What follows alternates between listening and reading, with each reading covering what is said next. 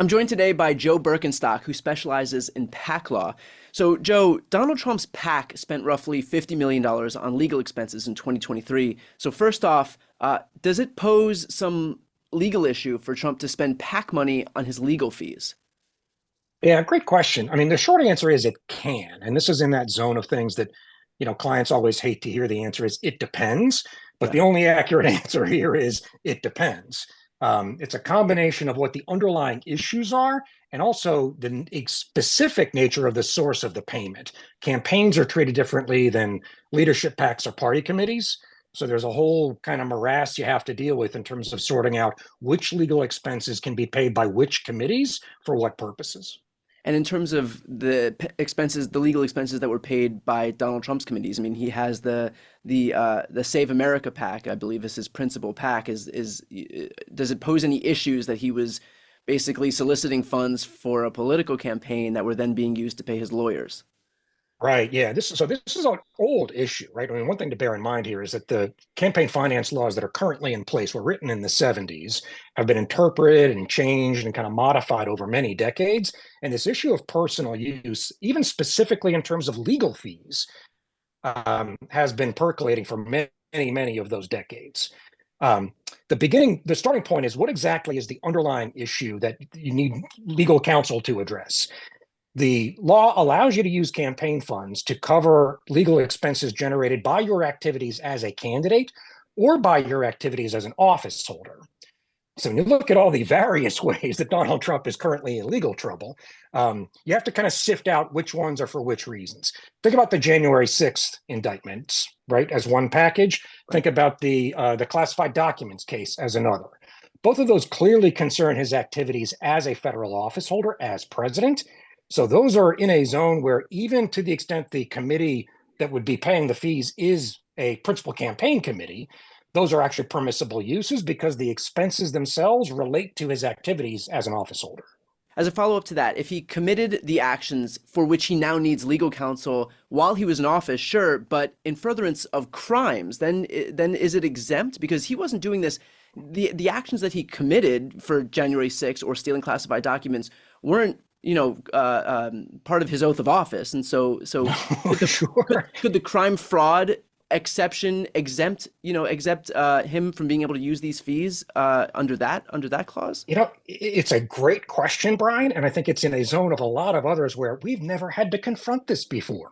We've never had a president get indicted Yeah, for not too felonies many before. felonious presidents out there that can give you Exactly. precedent. So, in this way, as in so many ways, like it's brand new turf because in the nearly 250-year-old history of our country, we simply have never had to confront these kinds of circumstances before.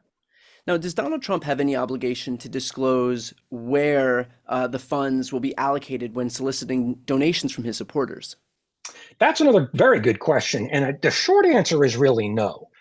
Solicitations for any kind of PAC, right? I mean, a candidate committee, a party committee, a leadership PAC, no matter what the species of committee is, the overall premise is you're raising money for political purposes, but the actual scope of what it is that counts as a political purpose is fairly broad. And again, is a history of several decades of determinations around exactly how far can you stretch that.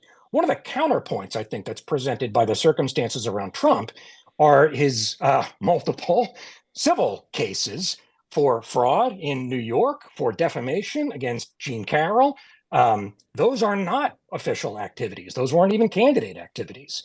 So in terms of the expenses incurred by those specific cases, I don't think he could use campaign funds to pay for those legal fees because again, he painting it as I'm a victim. This is only happening to me because I'm a politician. That attempt to justify the use of campaign funds, again, is as old as the law. Lots of examples of office holders trying to find a basis to turn their personal legal trouble into political reasons so that they can justify the use of campaign funds to pay for them. Not always successful, by the way. And is there a way to delineate what specific cases he's used these funds for? Like, is there a way to ensure, for example, for his donors' benefit or for the benefit of the law, that these cases weren't paid to Alina Habba, for example, in her representation of him during the E. Jean Carroll case? Yeah, great question, right? The superficial way is The committees that make the payments to the various lawyers and law firms have to itemize those payments. So if there's not the same group of lawyers working on multiple different cases, you keep track by just paying attention to which lawyer or law firm is getting paid. You know, it's only for the matter perhaps that that one firm is the only one working on. Where there's a lawyer that stretches across multiple different cases, at the end of the day, it is the kind of thing that the Federal Election Commission has investigated. They have subpoena power. They get the right to look at like the itemization of the time that was spent on different purposes in different cases, and the time spent defending civil cases that would have existed irrespective of his status as a candidate or an office holder would not be permissible uses of campaign funds. Now, in the first half of 2023, Donald Trump's PAC that I alluded to before, Save America, transferred almost $6 million to the Make America Great Again PAC, which spent virtually all of its money on legal fees. Is it legal for PACs to transfer funds from one PAC to another, even if it's to a PAC that has a completely different purpose than the original PAC? Yeah, in one word, yes, as long as the committees are affiliated. This is one of the terms of art in campaign finance law that you can determine by looking at the paperwork for the various PACs. Save America PAC, I believe, is a joint fundraising committee. It raises money for Trump's personal principal campaign committee and for the larger leadership PAC. And as such, they are affiliated, and you really can see a lot of transfers taking place without limitation. Okay. Can you speak on, I guess, the appropriateness of a self-proclaimed billionaire soliciting funds from small dollar donors to pay his legal fees? Yeah, that's a tricky zone, and it's as I was thinking about these issues before we started discussing them. There's a right, you might be familiar with this idea of a scam pack, right? I mean, I don't know, those of us in the field pay some attention to this. You see occasional prosecutions even of Yeah. people who put together a pack claiming that it's for the purpose of electing candidate X, defeating candidate X, what have you. You look at the reports and 80, 90 cents on every dollar are going straight into somebody's pocket as profit. That's a paradigmatic case of a scam pack. It is very criminal, and really are people going to prison over exactly that. Where's exactly that line between I'm scamming you and I'm personally making money versus I am saying to my donors, this is to get me reelected, but meanwhile, I'm spending all the money keeping myself out of prison.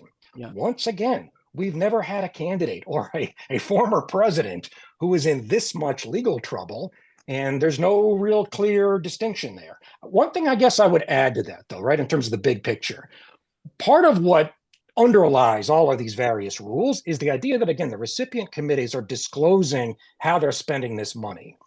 So as journalists like yourself make people more aware of the fact that, look, they're spending $50 million on legal fees, you're not really getting much bang for your buck if you're given to these recipients to make political impacts. It has an impact on fundraising. And I think you actually start to see that with the RNC and even the Trump campaigns not having the success that they've had raising money in the current cycle. Well, that's exactly my next question. Given the fact that Trump really hasn't had any positive outcomes in any of these cases. In fact, he's lost $5 million in the E. Jean Carroll case and then lost $83.5 million in the second defamation case by E. Jean Carroll. Is it fair to say that his funders have basically funded judgments that ultimately, find their way into losing lawyers' pockets or even, to some degree, E. Jean Carroll's pockets?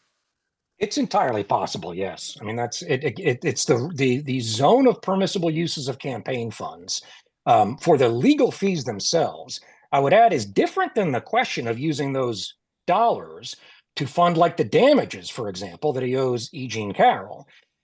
Remember, the defamation case itself is not a function of his status as a candidate or an office holder, and the damages are certainly a very different proposition than the legal fees in the first place. So I think you have to stretch really hard to try to see a way that he could dip into these dollars to pay the damages that he now owes Jean Carroll. And as we all know, he operates only with the highest degree of integrity. So I'm sure that he won't dare venture into that gray zone.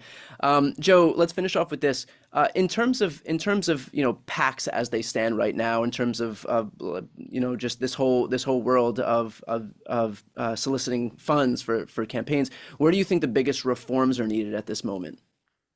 Oof, boy, we don't have time for that. I was going to say, how much time you got? I'll say some of the low hanging fruit, right? Like the system that we have, as I mentioned, right? These laws were basically designed right after Watergate. They're over 50 years old in many instances.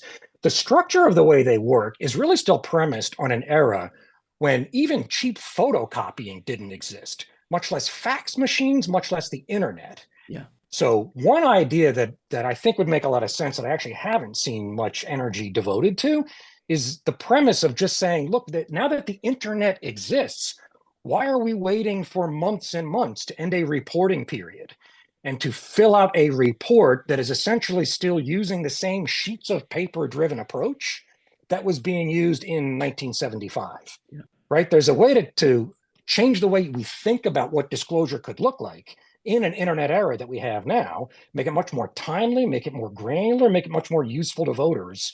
That requires, I think, a very clean sheet of paper approach.